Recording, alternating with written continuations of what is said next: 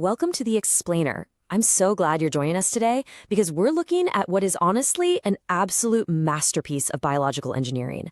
I want you to picture the most highly coordinated, high-stakes industrial assembly line you can possibly imagine. Got it? Okay, now shrink that entire operation down to the microscopic level. That is DNA replication. It's the fundamental process that allows life to copy its instruction manual and pass the whole shebang on to the next generation. So let's kick things off with a question that, honestly, still blows my mind every time I think about it. How on earth do you flawlessly copy 2 full meters of genetic code when it's literally crammed inside a microscopic sphere, right? I mean, this isn't just sitting down, reading a book, and typing it out. We are talking about untangling, copying, and perfectly repacking this massive, incredibly fragile thread without making a single fatal error. Just to put the sheer scale of that challenge into perspective, 6 micrometers, that's the average diameter of a human cell nucleus. So those 2 meters of DNA, they have to be condensed roughly 10,000-fold just to fit inside. And despite that crazy packing job, the cellular machinery still has to get in there, unzip that densely packed code, duplicate literally billions of base pairs, and then organize it all over again. No pressure, right? Here's a quick roadmap for our molecular factory tour today. We're going to start by looking at this ultimate copying challenge.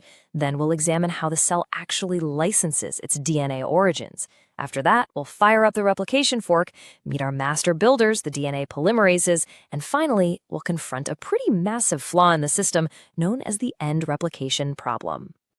All right, let's jump right into part 1, the ultimate copying challenge, where we look at packing and prepping the code. Now, as you probably know, eukaryotic DNA replication is semi-conservative and bidirectional. Basically, it unzips in both directions to create 2 half-new, half-old DNA helices. But before any of that actual copying can even start, the cell has to meticulously prepare the workspace. Because think about it, if a cell replicates its DNA more than once per cycle, or if it starts at the wrong time, well, you end up with absolute genomic chaos. We're talking cell death or cancer. So biology avoids this totally chaotic soup of enzymes by strictly separating the prep phase from the copying phase. The big takeaway here is that duplicating the genome is tightly controlled by what is essentially a molecular permitting process. Which brings us to section 2, licensing the DNA origins. Think of this as the ultimate security clearance process. All of this goes down during the G1 phase of the cell cycle, which is that period of really careful growth and prep right before the frantic copying of the S phase kicks in. We're looking at the super methodical assembly of the pre-replicative complex. You can think of this complex as issuing the official factory permit. Step 1, the origin recognition complex, or ORC, acts like a landing pad, binding to specific origins on the DNA. Then these loading factors, CDC6 and CDT1, show up. Their entire job is to load up the primary engine of unwinding, which is the MCM27 helicase. Now, what's wild is that this helicase is actually loaded as an inactive head-to-head double ring. It literally just clamps around the DNA and sits there. But once it's in place, boom, the origin is officially licensed. Now, you might be wondering, why doesn't that MCM helicase just start tearing through the DNA right away?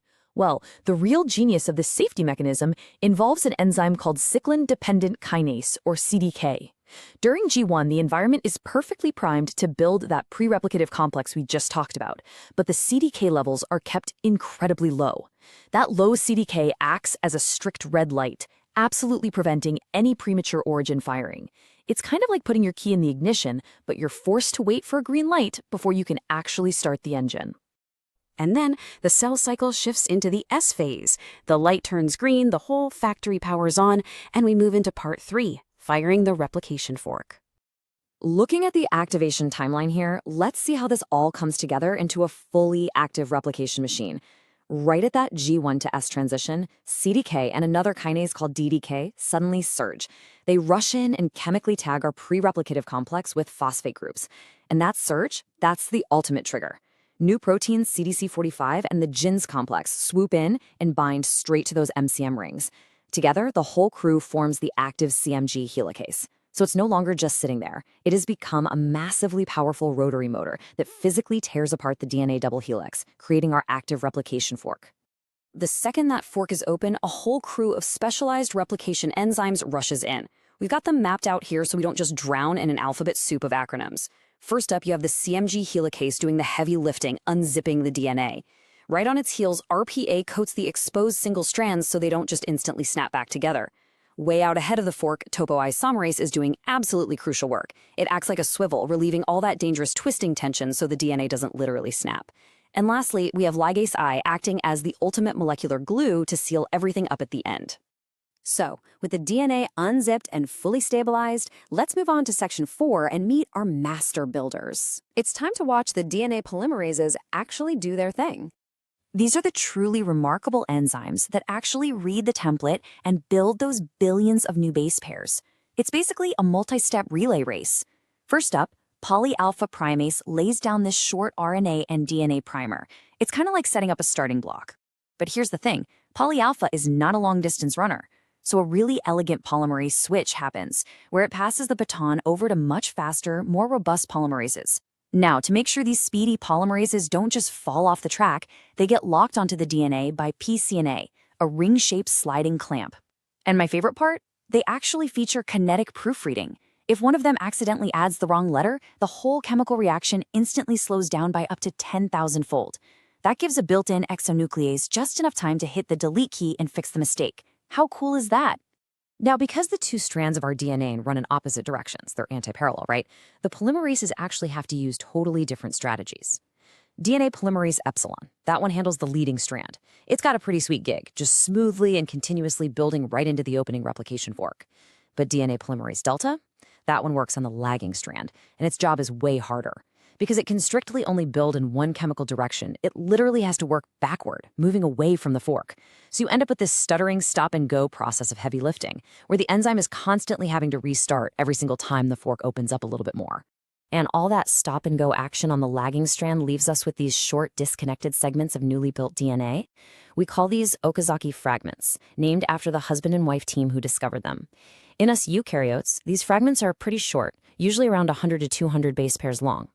Of course, eventually the primers between all those fragments get yanked out, and our molecular glue, DNA ligase, sweeps through to seal everything into one nice, continuous strand. Okay, take a look at this. This brilliantly illustrates what all those complex diagrams and terms actually look like in physical reality. We are looking at a stunning electron micrograph of an actual replicating chromosome.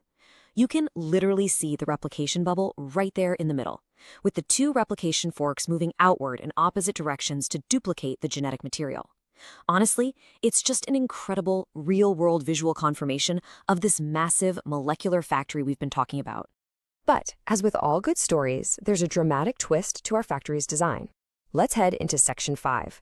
Because as flawless as this whole machinery seems, our linear chromosomes actually have a fatal flaw. We call it the end replication problem. Remember how we just said the lagging strand needs an RNA primer to get started? Well, when the very last RNA primer at the absolute extreme end of the chromosome is finally removed, there is a huge problem. There is no DNA upstream for a polymerase to grab onto to fill in that final gap. The physical result of this?